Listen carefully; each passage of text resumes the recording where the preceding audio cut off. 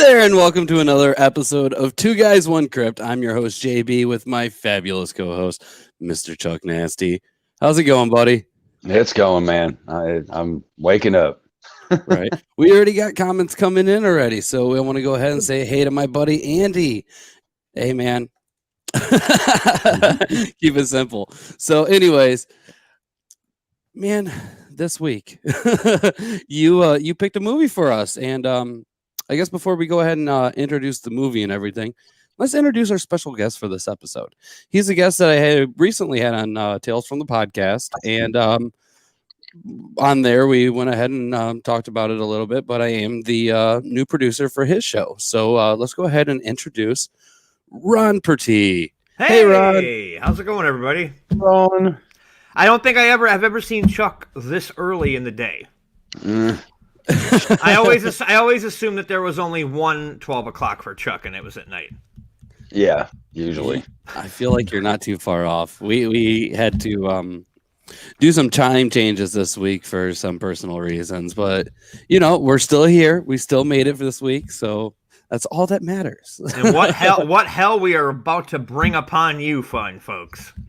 Oh God, they're gonna. I would say they're gonna love it, but if they watched it, I don't know. What movie is it? Well, this week we decided to do. Well, we didn't decide. Let's go ahead and be honest with this. All right, this week, good friend Chuck here decided to. He chose Dr. Giggles, and VHS, people. VHS.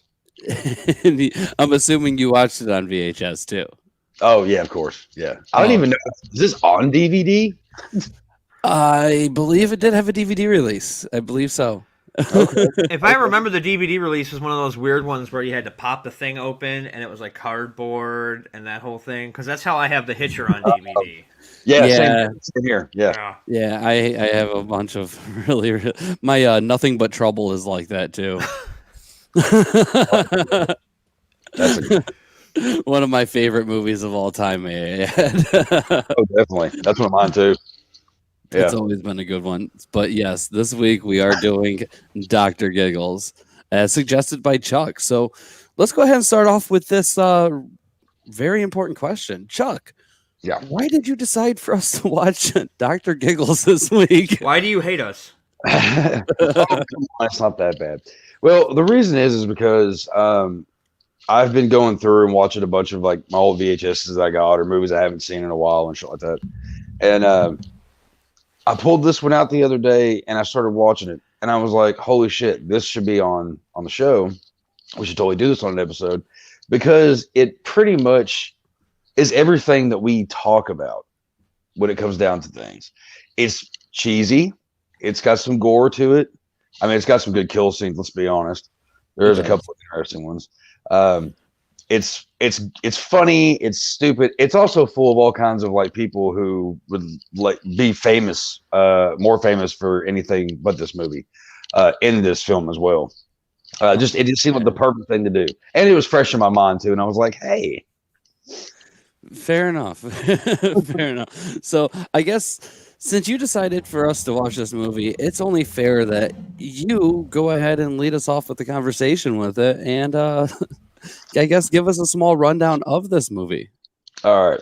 Well, Dr. Giggles is a film about a psychopath doctor who growing up, his mother had some heart problems and things of that nature. And he ends up trying to find the perfect fit, the right heart, I guess is what the whole movie is. He's trying to find the heart because it's, I don't know, heart surgery and all kinds of weird shit. Even from the beginning of the film, I mean, you think he's an actual doctor and he's like in the operating room or whatever, but the guy's wearing like a full outfit and stuff. But it's like a business guy and he's all cut up on the table and you're like, I like this. And you find out that all the people who look like spectators are actually they're all people that are part of the asylum as well. Right. So To be I'm fair, all- though, it was very obvious when you saw that the guy was still dressed in his suit. yeah, but I like how they did that though. It was kind of like but it's also I don't know. I dig it. But I think he escapes from the asylum and all that crap, and he goes back after being gone for so long, and now he is gonna put the creeper mode on and go after this girl who I can't remember her name, but she also was on Charmed. That played Piper. She has a heart condition, and so he's like, "Oh, somebody has a heart condition," and he goes following her and destroying anybody that gets in his way, pretty much. Even some Her people that name aren't. was Holly Marie Combs, by the way. Okay, I'm so glad that you do that. You're good at that. I'm so unprofessional sometimes. I don't mean to be. But yeah, and it's like I said, it's full of gore and fun. It is ridiculous, and a lot doesn't make sense with it. But it's a good one, and also the fact I got to throw out there, Larry Drake, who was one of the most recognizable faces in these kind of films. Dark Man, you know what I mean, and a ton of others. Tales from the Crypt, man. Yeah. We got him as he was in the he was Tobias, the like butler guy in that one episode with the werewolf. And LA Law. Yes. Yeah. But he was also in the Christmas episode. All through the house, he played the Santa Claus. Yeah, and I totally didn't even realize that until you said it the other day. I don't know how I did not get that. It's because they put more makeup on him, I think, so I didn't even realize it. I don't know. Maybe I knew it at one point in time. I probably did. Who knows? But he does a great job in this. I mean, he really does. It could have been better in some ways, but at the same point, it's actually what it needs to be, if that makes any sense. Because, I mean, again, it's called Dr. Giggles, and you can't really take it too serious. But it also had the dude that played Mark and Roseanne on it too. And he was an angel for a season. Yeah, that's right. Yeah, then he actually died on the making of that, actually. Yeah, really? He died of an overdose. Mm-hmm. Is that was that Glenn Quinn by chance? Yes. Yeah. Yeah. All right, that's who I thought it was. I mean, because he plays the boyfriend of the girl, which that's another thing. See, I'm all over the place with this shit. And I'm sorry. Just tell me to stop if I need to stop, reverse it, anything. But like he plays the boyfriend of the girl who has the heart problem, and he's like the usual character he always played, the bad boy. Like, oh come on, we're gonna do this, it'll be okay.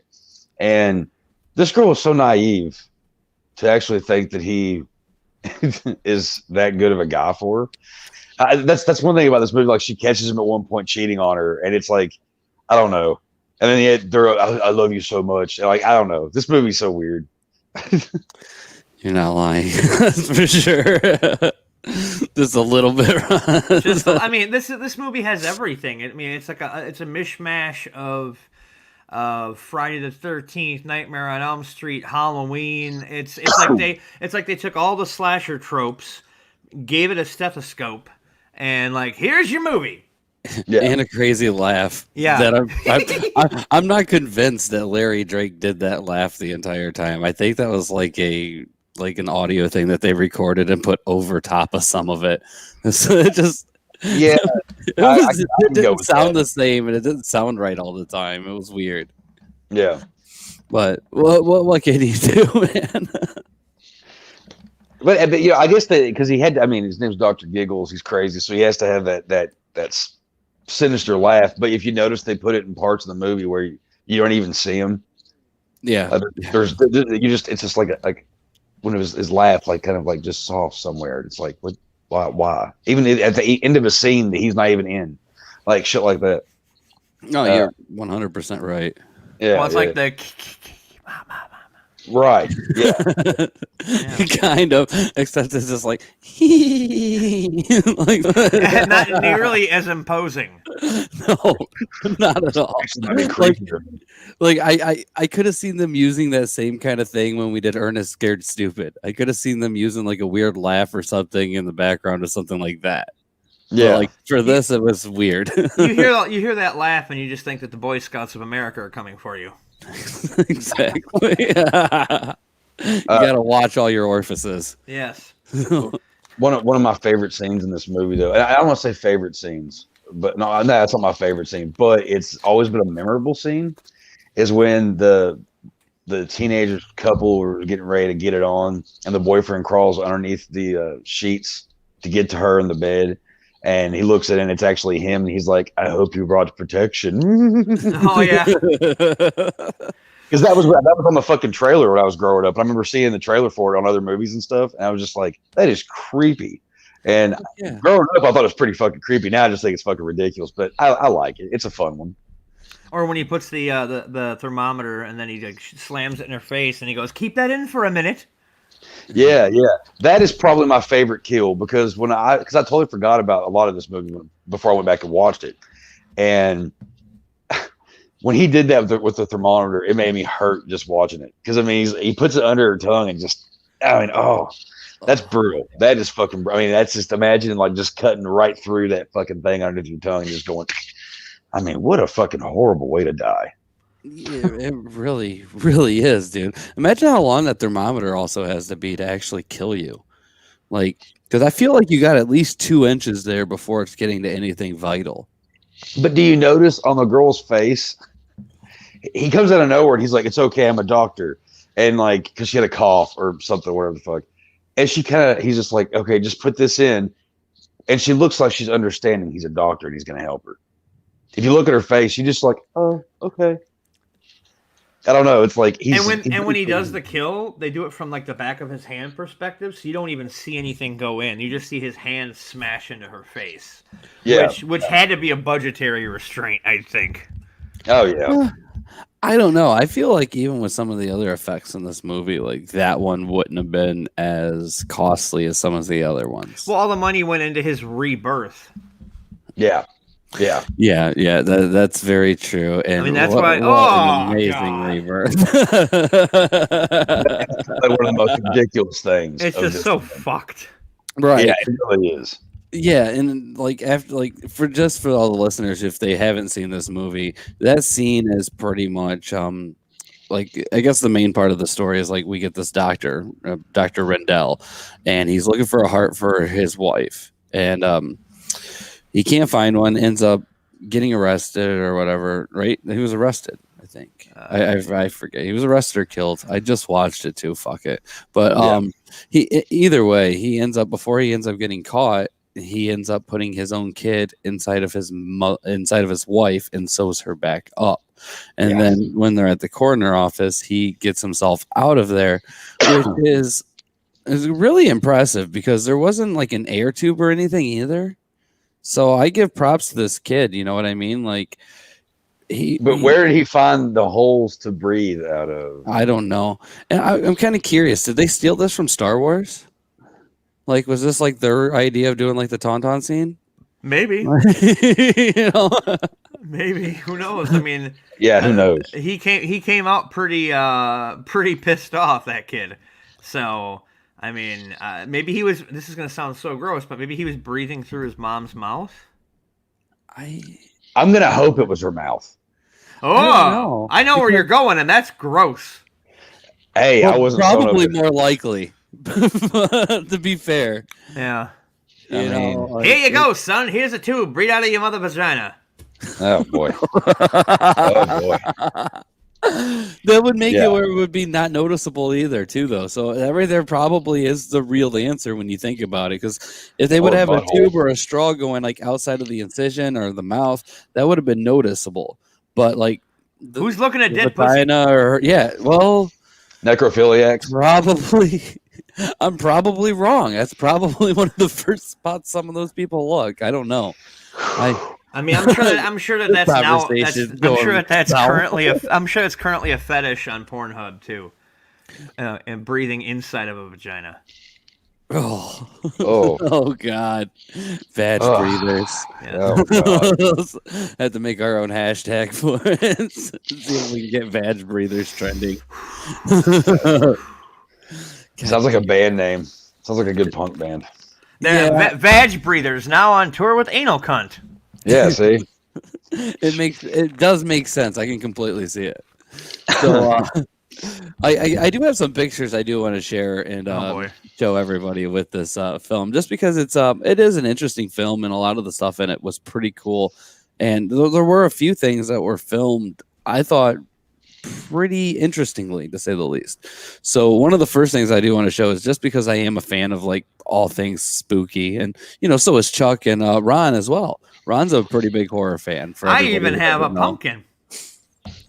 See, so obviously he's like #1 Halloween fan. And my shirt says villain. It does. I like that.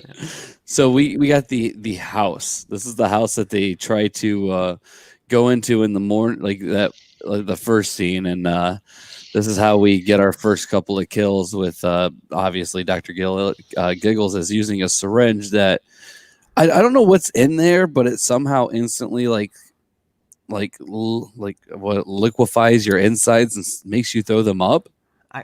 Maybe it's Ebola. I don't know. I don't think Ebola kills you that quick. Like, I feel like it's like, because it's like it's being shot into them and then they're starting to puke right away outside their mouth, but they're puking like their insides. So it's obviously. Can you bring that picture back up real quick? I want to point out something here, that he got home, went out of his way to put on a tailored suit before he went around killing all these motherfuckers. So it's like he went out of his way to put the bow tie on and the nice vest and he's dressing for the job he wants, which is Patrick Bateman-esque serial killer. Yeah. Yeah. Well, to be fair, I feel like because he does escape from the mental asylum at first, and they don't know who he is. So like this scene right here is filmed in the mental asylum. So then from there he goes to his house. So he probably picked up a doctor outfit over there. And then once he got over to his actual house, he did go and grab his dad's old tool kit, which later on we find has some modified tools that he made himself, which is pretty interesting. Another one of the cool things about this movie is that we get Nancy Fish, and like an amazing death, but I fucking love her and everything she's in. I've obviously talked about her a lot just on our last episode of Tales from the Podcast, which Ron was on for, but it was pretty cool. But it kind of leads into one of the scenes that I said was filmed very interesting, and I just liked it. It's not like it was a difficult way to film it, but just being done this way, I thought was really cool, having the inside the mouth perspective like that with Larry Drake on the outside. And in a way, he is penetrating her mouth. May I just go ahead and throw that out there? And he didn't even have to give her laughing gas. No. Yeah. No. Right. But he still laughed a lot. And then you do that really well, Ron. Well, a lot of big guys got to have that little tiny giggle to make people feel at ease. Because when they see us, they're like, "Oh God, they're going to eat me," or I don't know, or something. So do a Dr. Giggles laugh to make him feel comfortable. It's like that's how I hit. That's how I hit him. I'm like, "So you come here often?" No, and I'm never coming back. I don't know, man. I feel like that right there really might work for you. That might be why Ron Purtee is still single, because you're not doing that. Because I'm not doing the Dr. Giggles jiggle? Yeah. Yeah, see, there's a new stick. There you go. Yeah. I'll just dress up like Dr. Giggles and take pictures from my Tinder profile and get really weird and get weirdos who are into latex. That's actually a hilarious idea. To be fair, if you did wear something like this or this, which it's interesting because it looks like his bow tie gets removed there. But if you do start to dress like that, I do feel like you do have a higher chance at finding a sophisticated woman who is probably going to think that you are a doctor. And then when she finds out that I watched the original Dawn of the Dead, at least I try to watch it once a day and I collect comic books, she's going to be like, "Oh, what happened? Too late, bitch. I already fucked you." You just play off the doctor thing, act like you're rich. That's all you do. You fake it till you make it, Ron. That's how it works. Right? You dress like a doctor, start showing up at the hospital in full PPE gear, and just be like, "This person has COVID, but they're just in the waiting room. I don't care. I can tell. I'm like one of those dogs in the Netherlands that can smell out COVID." Right. You just walk the halls. Like, you just go in like you own the place, man. Nobody will say a word to you. You probably won't get a paycheck right away, but Eventually, at some point. well, what you do is you do that for about 2 months, and then you go to like your office or whatever, because by then everybody knows you, and you're like, "Hey, I'm not getting a check," and then you go and you fill out the paperwork, and next thing you know, you're a doctor. Hey! Because doctors just stand there and say, "Well, let's try this," and everybody else does all the work. So there you go. Exactly. Yeah. I feel like everybody should go out there and try that. So if you really want to make a lot of money and have a really good job, just pretend you're a doctor for a few months and then just say, "Hey, where's my paycheck?" Perfect. Perfect.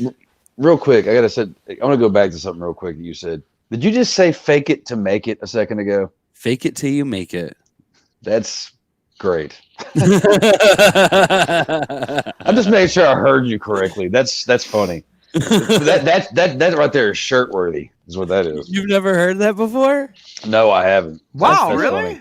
I feel Yeah. like that's like a real thing. Like It is. Maybe Yeah. it's more of a Midwest thing, Ron. It Maybe might that's be why we because know we it. have to fake not being farmers and simpletons. Well, not us, but everybody else. Right. You know, it kind of goes along with the dress for the job you want type thing. You know, it's like you are faking it till you make it. So it's Right. Yeah. you know, it's I don't think I've ever heard that before. That's funny. No? I like that. I like it, and I think it's very fitting because, like, especially like for somebody like me who are like, for instance, I work in Michigan. Michigan is a right to work state. Oh, so is Wisconsin now. You can literally fake it till you make it, technically, because it is a right to work state. So it's Right. not, you know, like, yeah, there's some limitations with certificates and stuff, but you don't have to take courses to get certificates. Yeah, it's like that episode of MASH where that guy. I don't know if you guys ever watched MASH. Some. Not enough where I'm probably gonna recognize the episode. Well, there's an early episode where there's this guy. They finally get an extra surgeon, and he's amazing. But then he ends up confessing to the priest that he is like a con man, and he's been a priest, a surgeon, a vet, all these other things. But he's really good at everything he does. And it's just like it's kind of like what you're talking about. Fake it till you make it. So there you go. Very true. So I guess I should go ahead. Oh, go ahead, Charles. Can we go back to Chuck, please? See what I've done? Yeah. Thanks, Ron. Ron said it once, and I'm like, it sounds. Fancy. I am wearing a sport coat, so I have to be a little sophisticated. So Right. yeah. I feel you. I was going to say though that one thing that I do like the one that actually always intrigued me about this is the surgeon doctor aspect of it, because there's not that I can think of. There's not too many movies I can really think of that have the main killer being a psychotic surgeon type like this, and to the point where he acts like he is going in to do this, that when he's killing someone. I mean, they have the dentist and all that shit, but well, my whole thing is. Oh, go ahead. I was just gonna say, like, I even down to, and I don't know if you think about it, Dr. Giggles is probably one of the most metal movies, and the reason I say that is because if you listen to bands like Carcass and stuff, they always talk about surgical equipment and death metal and stuff, and I mean, if you're really going to get down to the nitty gritty of it, you got Dr. Giggles, right? I suppose. My favorite thing to do, and this is probably another reason why I'm single, is I love to find the sympatheticness in every villain. You know, Leatherface is basically just, you know, he's a tool for his family at this point. Jason's getting revenge because of his mom. Freddy's getting revenge because they killed him. Granted, he did some bad shit, but whatever.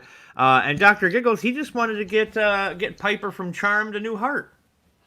Yeah, he was killing people to help somebody. Exactly. I mean, come on, Dr. Kevorkian, let's do this. There's nothing wrong with that. Yeah, really. Make an omelet, you got to break a few eggs.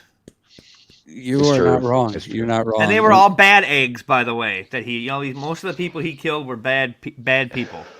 I don't know. We get that scene at the end where the cop's at the doctor's office, and I don't have a picture of it, but he opens up one of the doors, and there's like families, like families, people, and they're all sitting there with their chests cut open, like he took all their hearts, like trying to find the right match, and Yeah. In fact, right after that, that's where we start to get some of the really cool scenes where he's showing us his tools, Yeah. which I will be honest with you, I would love to actually know what the fuck he was designing those tools for, but Yeah. I yeah. will say that the burn on his face was better than Dr. Loomis's burn from Halloween 4. Oh, dude, 100%. Like, Yeah. just like boiled up and everything. And considering how fresh it was, that's exactly what a burn would do. It would blister up like that and get fucking gross. It really, yeah, it was a burn. It was an explosion though. Like, I'm not 100% sure if that would like affect you in the same way. I feel like that would literally take chunks of your body off as well. But apparently, an explosion won't kill him. But this will. Is there a doctor in the house? Yeah. Yeah. And going back to your what is it, the Nightmare on Elm Street reference, I do want to mention the nursery rhymes about Dr. Giggles. Did you guys catch that one obviously or no? Yeah. Yeah, so for all the listeners there who haven't seen this, here's the nursery rhyme, which I don't know why they really call it a nursery rhyme. It's just a rhyme. I would not use it as a nursery rhyme for children. Well, I would, but I'm a sick fuck. Unless you lived in Moorhigh. If you lived in Moorhigh, then yes. But here it is. This town has a doctor. His name's Rendell. Stay away from his house because he's the doctor from hell. He killed all his patients, every last one, and cut out their hearts purely for fun. So if you're from Moorhigh and you get sick, fall on your knees and pray you die quick. It's I don't think it's as good as the Freddy one. No. But it's still not bad at all, Yeah. considering what it is. That at least I think so. You know, I'm not sure exactly what you guys think about that, but Well, plus the person delivering it was kind of a douchebag. yeah, the cop. No, it wasn't the cop. It was Wasn't the the cop? it was the guy that got in bed with Dr. Giggles. I hope he bought protection. Oh yeah. It was he was Oh, in the that's car right, with yeah. the cop at the time. Yeah. Yeah, it's just such a fucking weird movie though. So I guess before we go on and I guess talk a little bit more about some of the shit, why don't you guys go and give us your opinions on what you really thought about this movie and what you think about Chuck for making us watch this movie. Let's start with our fabulous guest, Ron.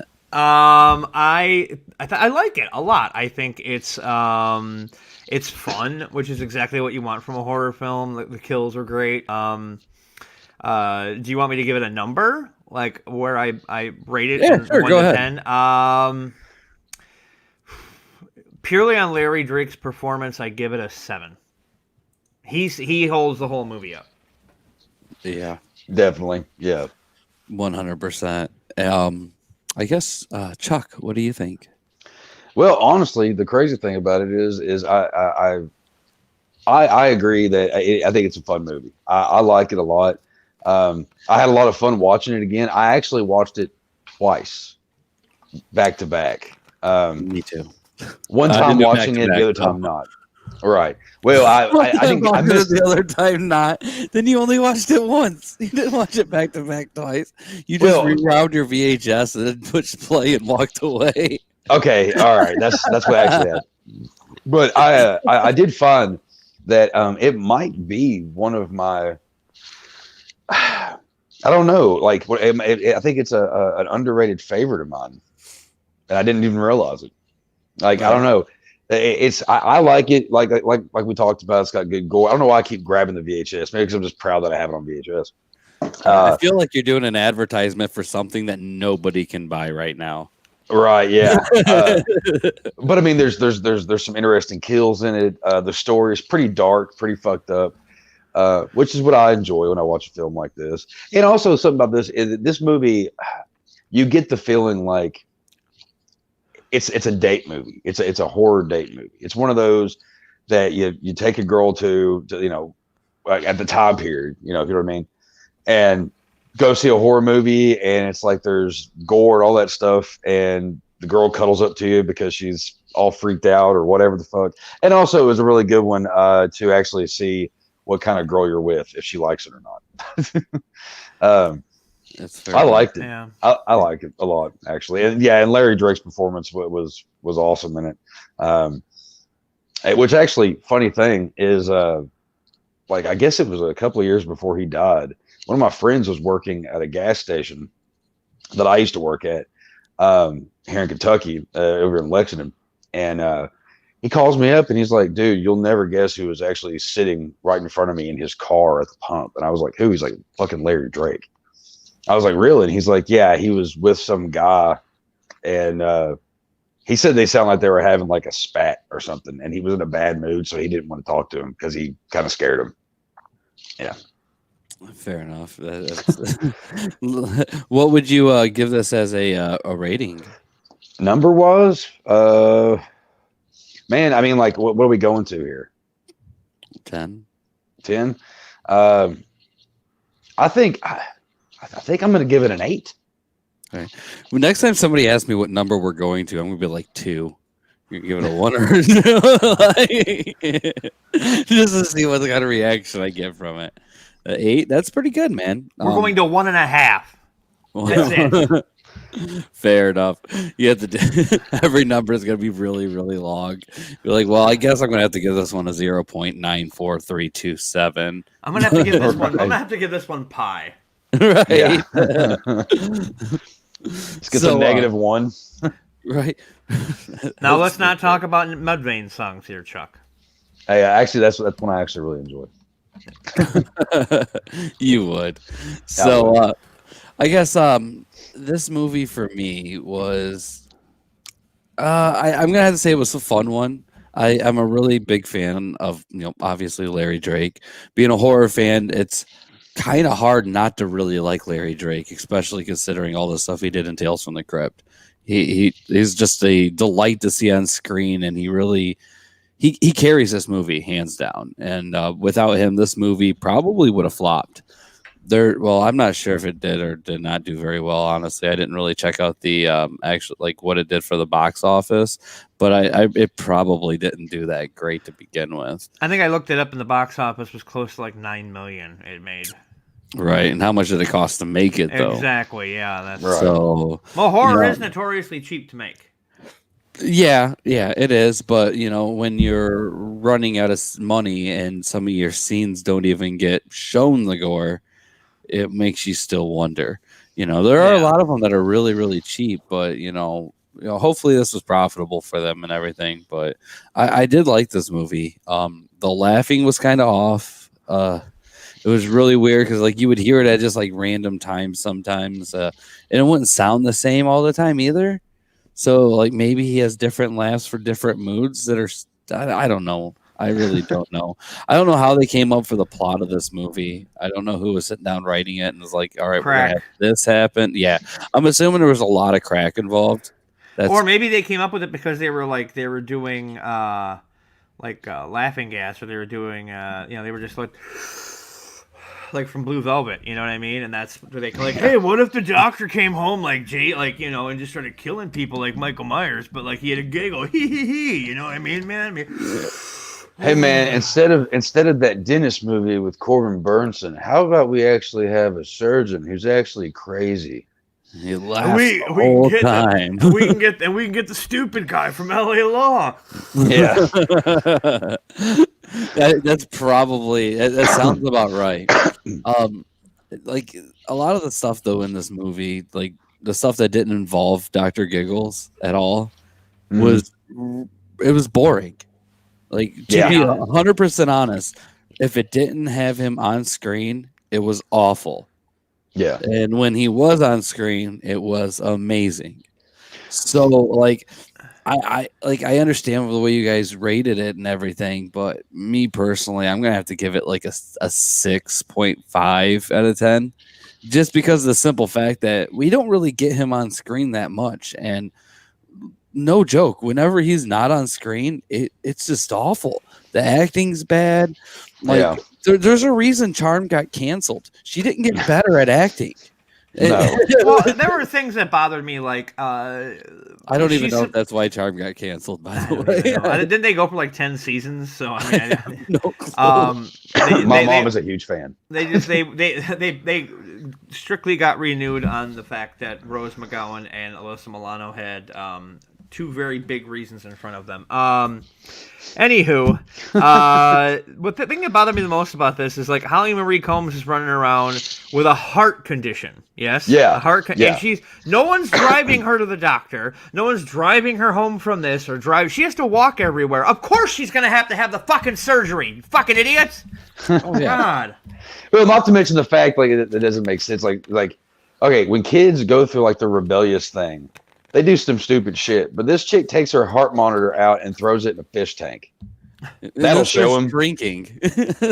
Yeah, that'll show them all. I just wanted to see if my fish had a heart condition too.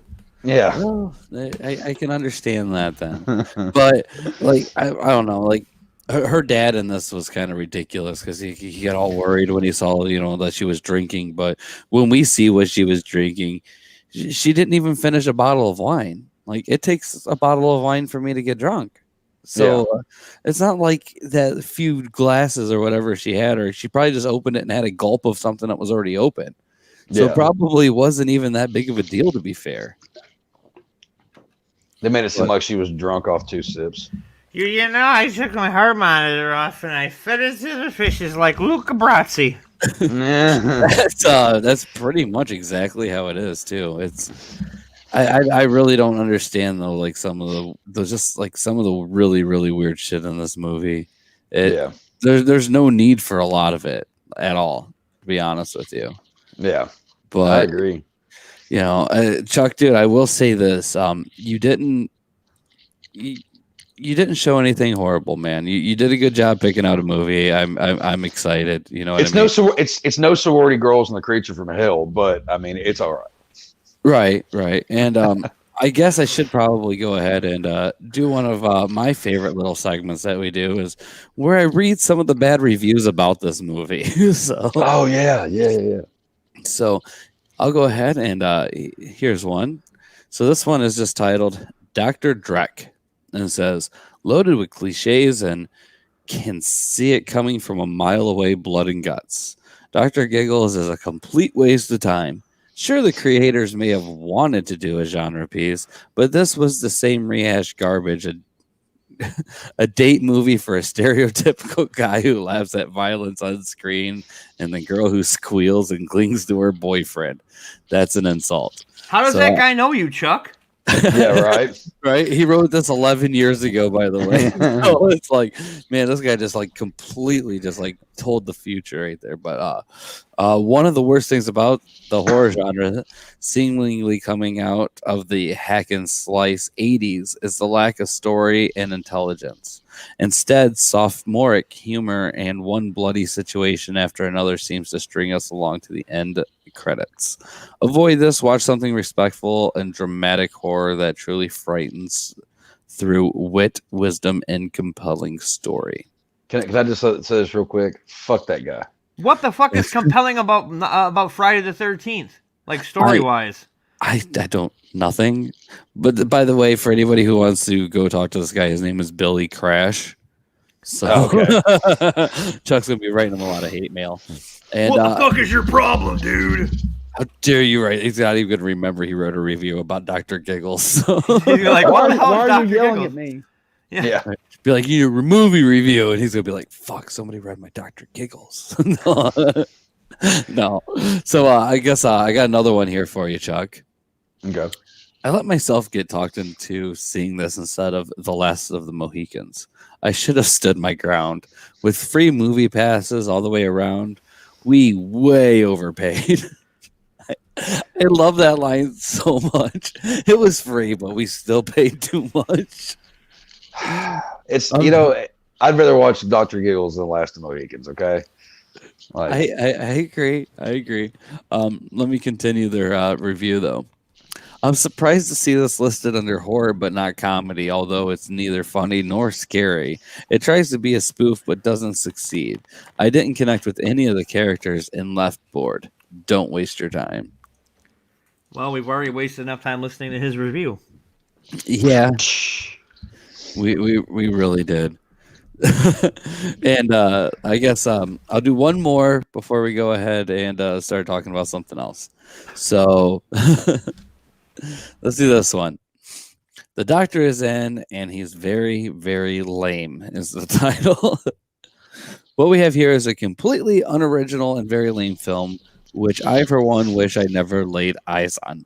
Films about maniacal doctors often make for good humor, as these pillars are our communities are usually people that we trust, and these sorts of films turn that idea on its head.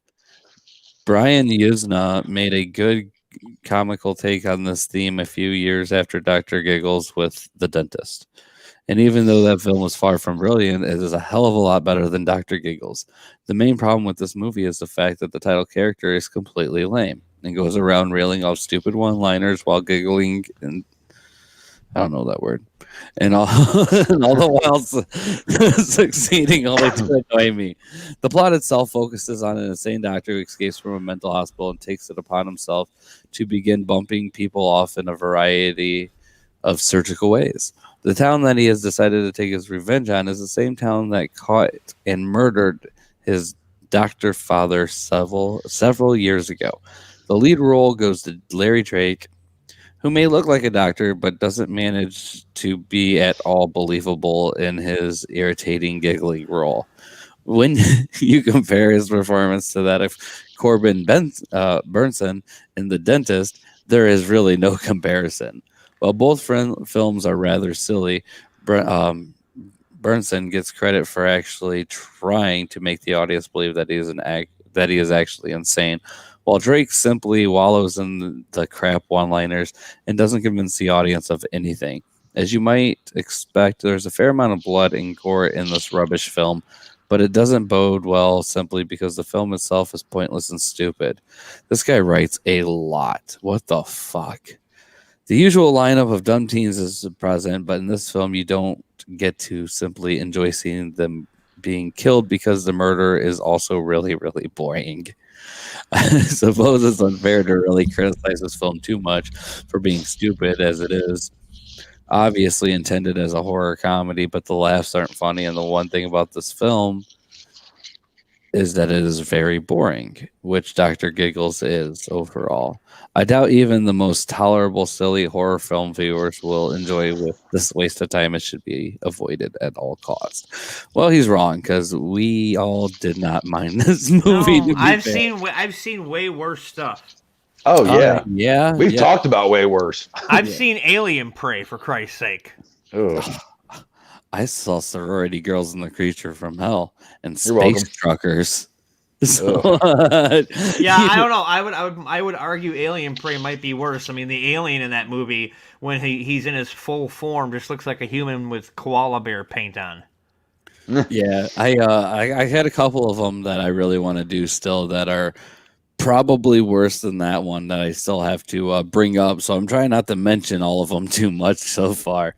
Well, if you haven't done Alien Prey yet, I'd love to be on that episode because I want to rip this motherfucker apart. Because that movie is bad. Holy shit, is it bad? And I cursed the man at Family Video, the manager, who realized I was just getting into horror. Okay, I curse him to this day when he's like, okay, well, you should check out Alien Prey, and then this other one with the skull on the cover. Would you like to know what that one was? That was Evil Dead 2. And I watched Alien Prey first because I thought he was really recommending Alien Prey. And I was like, what the fuck is this shit? These people, he's messing around with lesbians. There's people in a lake. He looks like a goddamn koala bear. I mean, what the hell is going on here? For Christ's sake. And it's in Brian Collins' Horror Movie A Day book. And he actually kind of gives it a favorable review. So, Brian, I love you, buddy. But what the fuck were you thinking? I got to say also, like, I don't understand. So the people that write these fucking reviews like this, all right, bear with me here, are the same people that eventually at some point, like, I don't know if there's any kind of, like, following for this movie. I don't. Some movies have cult followings and groups that get together and watch this shit, whatever. But the same people that write these really shitty reviews about, like, something like this, the same people that if their friends were like, oh, man, it's the new thing, everybody's loving this, would go back and be like, oh, yeah, I love this movie. Because I've dealt with those kind of assholes with other things too. Right. And I honestly I don't understand like all like the real hate for it. I mean, yeah, okay, it's goofy and yeah, there's some stupid shit in it, but it really isn't shot bad. It's got like we talked about some interesting shots that are in the film. The acting isn't. It's what you'd expect. From Right. a movie like this. I feel like I nailed it with pretty much if Larry Drake's not on screen, it's horrible. Oh yeah. I think it's I think it's a fun movie, and people making these reviews and shit about it. Like to me, it's just like they're just being fucking movie snobs, and honestly, half of them may consider themselves horror fans, but it doesn't sound like they are. Because I mean, like you said, Ron, like okay, what's compelling or whatever about they were talking about. Yeah. It's like okay, well, Friday the 13th was really a no-brainer, but it's one of the biggest like movies. Okay, sometimes it doesn't have to be all fucking like some big giant idea. Sometimes you can just have a horror movie with a simple here's a killer, here's the situation, here's how he's doing it, and go. Everything, dude. Like just look at it in look at it the same way you would look at music. The highest selling records out there, they have fucking songs with 4 chords. That's it. Yeah. Keep it simple for people. People like things simple, and it's keep it simple, stupid. That's what. Right. Two things. One, I have a feeling the people who wrote these reviews don't even know what a mogwai is. And second, you got to remember Manny Cotto, who wrote and directed this movie, went on to do Star Trek Enterprise, which, if you go past the opening theme song, isn't a bad show. He worked for a few seasons on 24. He worked on the 5th season of Dexter. So, I mean, he's not bad at what he does, and you can kind of see where he's headed. And if you think about it, Dr. Giggles is just a precursor for Dexter. In a way, yeah. I can see that. Yeah. That, Dexter took a lot of the comedy out. It makes you wonder, like, even though he did direct it and everything, as us three know for sure, there are other people pulling the strings behind him. So, maybe his real vision of what this should have been could have been more of a precursor to Dexter. Maybe. Yeah, but then again, Dexter is just based off of a book, and that was already written separately anyway. But, well, that's a different story. I'm sure somebody has a whole podcast about Dexter somewhere. Oh yeah, there's probably 6, at least 6. So, anyways, everybody, you gotta hear what we thought about this movie. But before we go ahead and start wrapping this up and get out of here, we want to chat a little bit with Ron. So, Ron, man, what can you tell us new that's going on with you? As I understand, you guys are getting ready for your next season, and this is correct, sir. Yeah, so go ahead and plug the hell out of yourself and tell everybody a little bit about your show and what you're doing. The Ron Purtee Show returns October 17th on Twitch, Facebook, and YouTube. And that's all down here. And for those who are listening, it's youtube.com/Real Ron Purtee, twitch.tv/Ron Purtee TV, and facebook.com/The Ron Purtee Show. We're coming back, and we're going to be doing late night. We're going 11 p.m. Central Standard Time on Saturday nights, so that's going to be a blast. The show is an accident waiting to happen. I like to say that it's like late night meets sketch comedy. That way you don't have to... I won't offend you if I don't say your favorite late night person or your favorite sketch comedy group.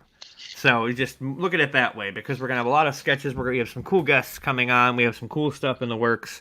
So it's definitely something to check out. And you get to see me in a suit. So why the hell would you not come and check all this hot mess out? I mean, really, this is yeah. And then maybe, just maybe, I'll do the Dr. Giggles laugh for you. If you come to the Twitch channel and you subscribe. There you go. That was like crack. You get the first dose for free. Now you gotta pay for the rest. Right. You'll have it set up on YouTube where you get super stickers for every Dr. Giggles laugh. Exactly. Perfect. Like $1 every time. Mm-hmm. Goddamn right. Your show will eventually turn into an hour and a half of. That's fine. As long as the money's rolling in, I'll pretty much laugh at anything. I've been laughing a lot at the news the last couple of days. So yes. Fair enough. Yeah. Fair enough. I mean, 300,000 condoms. Come on, really?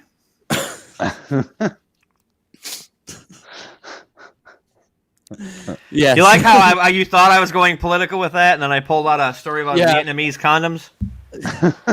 Well, it is very important, Ron, why don't you go ahead and tell the world about Vietnamese condoms? Apparently, They're really they are very small, and they are reusable. They are reusable. You just pop them fuckers in the dishwasher, and you're good to go. Ew. Good to go. And there you go, guys. That's from Ron Purtee. So take your Vietnamese condoms, rinse them out in your dishwasher. That's right. Save some money. You gotta do it on medium heat though, because if you do it on high heat, they're gonna melt. They're gonna shrink a little bit, but it shouldn't affect things too much. Oh, it's so gross. I never, there's so many times like sex toys and whatever. They always say that you can wash them in your dishwasher, and it's like that is gonna be the nastiest idea. Well, I mean, the heat is so hot that it'll kill anything, so you won't have to worry about it. Because they did that on Broad City. I don't know if you ever watched Broad City. One of the girls, I forget which one, was dating a guy who liked to be pegged. Oh. And Okay. he forgot the strap on at her apartment. So she's like, well, I'm going to do him a favor and clean it up. So she put it in the dishwasher and it melted it down. It's like, I'm sure there's some sex toys you can't put in the dishwasher. Apparently a strap-on going into a man's ass is one of them. Things to know. Yep. Watch Yeah, Broad City on Comedy Central. It's over Okay. with it. No, it's over Chuck with just it. learned something today, but he's never going to put his dildo in the dishwasher now. NBC logo, the more you know. I think being able to like put to reuse condoms, I think that's probably grosser than that though. Like that's just, Like, I mean, at least there's still kinda wear is. protection. yeah, but like I don't. And they don't have to worry about lube. I don't know if they have to worry about. I don't know. Does their dishwasher lube it up for them too? Maybe. Oh. Who knows? I don't know either. I don't know enough about Vietnamese condoms. I so- suddenly had the urge to break into an Asian accent, but I'm going to not do that because if I'm going to get in trouble for that, I want to do it on my show. Fair enough. Thanks for that. Yeah. Oh man! So you've heard it here first, guys. Vietnamese condoms can be used multiple times as long as you have a dishwasher. Just curious, Ron, for everybody else out there. What if you do your dishes by hand? Is that okay? You really have to like fill it up, like you know how when you fill up a water balloon, you got to fill it up with hot water and soap, and then kind of hold it shut and shake it a little bit.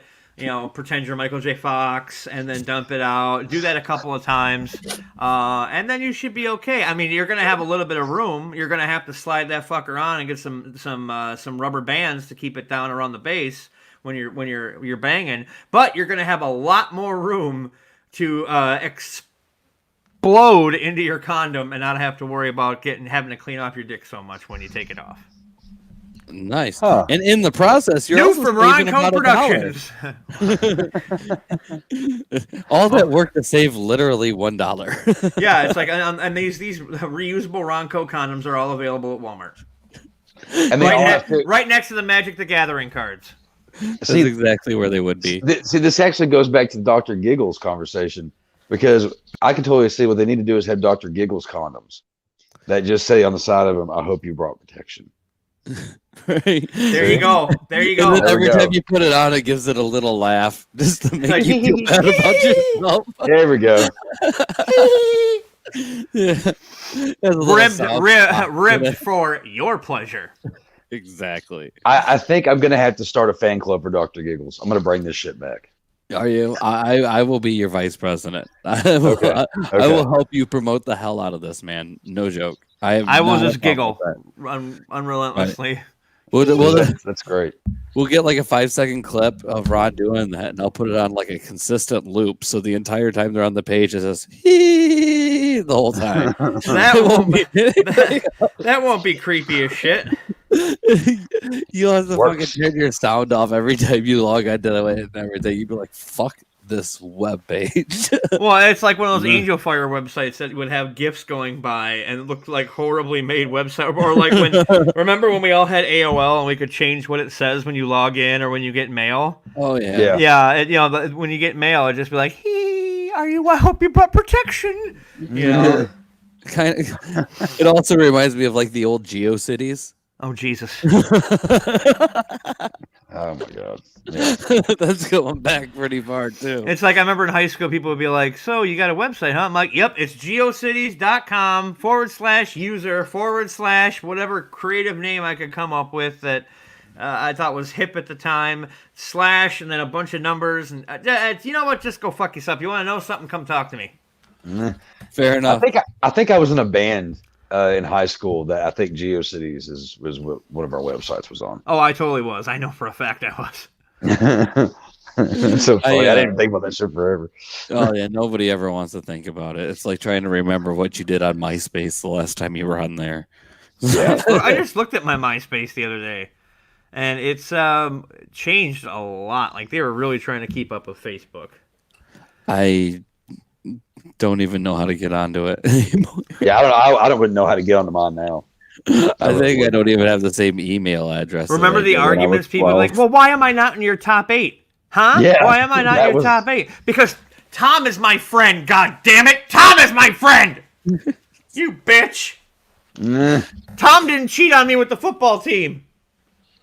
Tom was a pretty good guy. That's some personal shit I need to work out, but go on. Well, hopefully you are able to go ahead and get that fixed up for you, man. I hope so. I mean, if you didn't want to have sex with me again, just tell me. Don't say you got gang raped by a football team. I mean, come on. I don't want to have sex with you again. There you go. See? It's so much easier. It's so much easier than saying that the entire defensive line rammed me in my ass. What is this show right now? To say than to take. This is actually these last couple minutes have pretty much been exactly what you're getting on the Ron Purtee show. So Excellent. there you go. Right, which comes out on the 17th at 11 p.m. Central Standard Time. Oh god, this is gonna be fun! I cannot wait to go ahead and check it out. And obviously, I'll be. Oh, and I gotta tell everybody, you have to be there right at the beginning because we have a cold open, much like Saturday Night Live does. Except there's not any weirdo mugging for the camera going live from New York. It's whatever. We have a really funny cold open. That I actually had to ask Justin. I was like, so should we rewrite this if something happens? And he goes, nah. I'm like, okay. And when you see it, you'll know why. Yeah. And then something happened. I'm like, oh shit. So yeah. And like, nah. Yeah, nah. Fuck it. So all right, it works still for funny. me. I can't help it. It is really funny. When I watch it and I laugh, it's like, okay. I definitely can see where this needs to be played, but yes, that's my opinion. Yeah, and then we have some cool guests coming up. We have one I don't want to talk about on Halloween until it's 100% confirmed. But I'm also working on getting somebody from a band that JB and I are both big fans of. Don't want to say that on the air either. Actually, I believe Chuck Nasty is probably a fan of them as well. I'll throw it in the private chat for him. Okay. And it's and then there's the big one that I'm still working on, but we'll see how that works out. Yeah, for sure. And so it's gonna be some crazy stuff coming up, I tell you. Even if we don't have, and then Santa Claus is coming after Thanksgiving. Santa Claus is coming, so he's gonna be. From when it comes to that, apparently the radio thinks otherwise because yesterday I heard Christmas music playing. I was like, dude, we haven't even got to Halloween yet. Well, Santa Claus is going to be giving kids horrible tips for the holiday season. Yeah, this is the Ron Purtee show presents. Right, yeah. So this isn't just like, hey kids, be sure to be nice. I know you probably had a good August, but you got to have a good year. No, this is Santa. I'll just give a small snippet. This is Santa Claus yelling at people who go to Walmart to buy Plan B. So I mean, there's it's going to be fun. Definitely. I can't wait to see it, man. So I want to go ahead and obviously thank you again for coming on, dude. It's been a blast. It's been a fun movie. Yeah, man. Definitely, we'll definitely have you on again, man, and do this. Oh yeah, time. When you do Alien Prey, I want to be here because I really want to rail that fucking movie. I want to treat that movie like the defensive line treated that girl I had sex with back in 2001. They had a lot of fun, I thought. Well, I don't know. Apparently, she wasn't so traumatized. The following day, she couldn't say, "Look, I can't talk right now. I was gang raped by the football team." And how does that not make the news? That's 12 guys. That's 12 guys running a train on a broad. I mean, come on. How do I not open my newspaper and be like, "Oh, Well, that football team is in for some serious trouble, aren't they? Well, now I'm off to the chemist to get a condom. A Vietnamese condom, so I can reuse it. I'm off to the dishwasher to get a condom. I'm off to the dishwasher at the local Mexican joint to get a used condom. Oh, Perhaps I'll get a French tickler. I cannot wait for the Ron Purtee show, man. Yeah, that's going to be great. Oh, I'm sorry ahead of time. Don't be. So once again, everybody, the Ron Purtee show that will be October 17th at 11 p.m. Central Standard Time. So check it out. Oh man, make sure you're there early. Make sure you're there early. I'm telling you guys. Yeah. Make sure you're there on time. You are not going to be disappointed. It's going to be a blast. Oh yeah, it really is. And obviously us at Two Guys One Crypt, we really want to thank you, Ron, once again for coming on, doing My this. pleasure. With us. thanks for being on, man. Yeah, no problem. I guess, Chuckman, anything that you want to go ahead and add before I go ahead and take us out of here? No. No. Just keep this in for a minute. Yeah. So with that being said, guys, the crypt is closed.